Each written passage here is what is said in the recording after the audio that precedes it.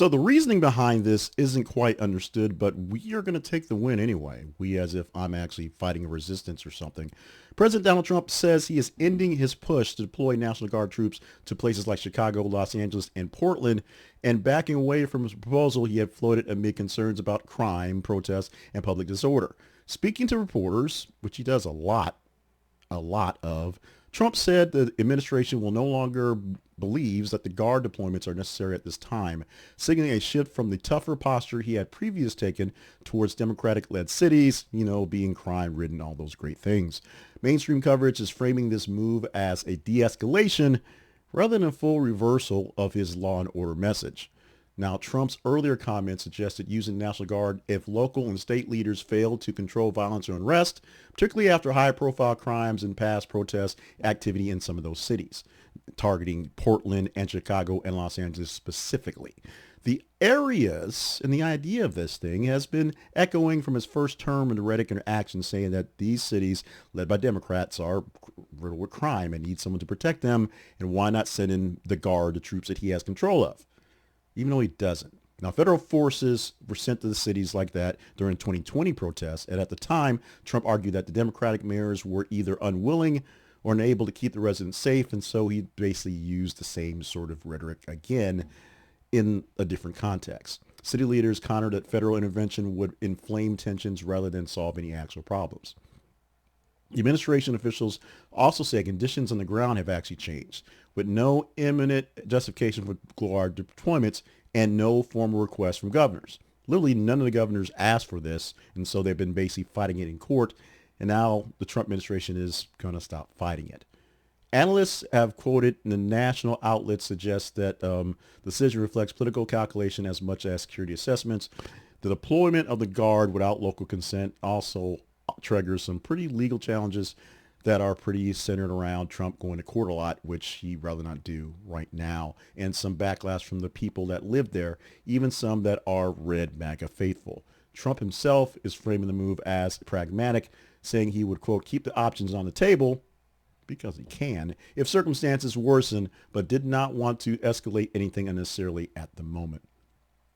This has brought leaders in Chicago, Los Angeles, and Portland all together to react cautiously but positively to the actual action, or the words being said about the actions. The actions have not quite been put together yet, saying they prefer coordination over confrontation with the DC elites.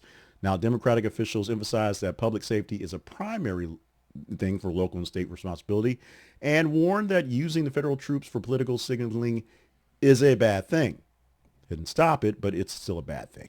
Some Republicans and conservatives commentators, however, are criticizing Trump's decision as a missed opportunity to pressure the cities and to see as they are soft on crime and pushing them to step up to their game more and just kind of leaving them to be, arguing that the merely threatening them with deployment had value as leverage, and then actual deployment was a big deal as well. Now, what you're going to see in a lot of coverage as this thing happens and the de-escalation happens, they're doing that, is it's to revive the long-running debate about federal authority over local control. The National Guard typically operates under the governor's authority, unless federalized, and presidents using this, if domestically, is seen as a bad thing because you're using your own troops against your own people. Trump's pullback highlights the limits of presidential power in domestic law and the enforcement of political risks that happen in the details. Military forces doing the duties of the president in U.S. cities is a little bit off in stature, in messaging, in everything. And so public concern remains high about what's going on with crime and how the conditions are in those cities. But sending in guard troops to not do anything, essentially, because they can't arrest anyone, they can't shoot anyone legally, doesn't really make a good difference anyway. This activity to stand down, which is supposedly happening, is going to reduce the risk of escalating tensions between federal authorities and local communities as they are right now. It's going to avoid some legal fights with governors as they're going on right now, and it'll keep the military forces out of routine policing roles, which is not in their actual duties. It may also lower the political temperature in quite a bit in some of these cities where strongly opposition folk forces are basically lining up every day to fight these powers that be. Meanwhile, this is not the great thing to go. It's the weakening of the president, not a strengthening of the president, not him coming together to figure out this is a bad idea, but him dropping this push to push on these folks is something city leaders really need. They need to be pushed to fight crime aggressively. Why not fight it with having actual boots on the ground, guns in the air, and the troops that are now federalized to do these duties? Others are worrying that stepping back is a sight publicly that administration is showing that it sees its limits and it's going to back away as opposed to fighting the limits and seeing how far they can go.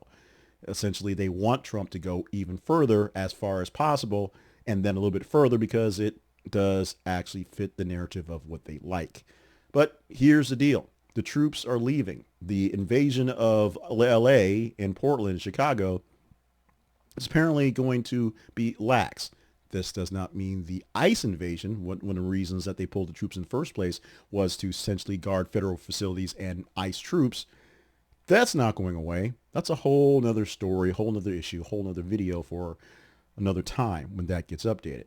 Right now, we're seeing less troops on the ground for the crime fighting mission that the president put out there to do this.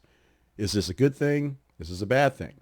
Give me your comments. Like I said, not quite a brand new Trump or a miracle happening right here, but essentially he's just tired of fighting the fight and fighting the courts and just wants to let this thing go so he can fight bigger things in the courts, essentially. Your thoughts on this issue? Have at.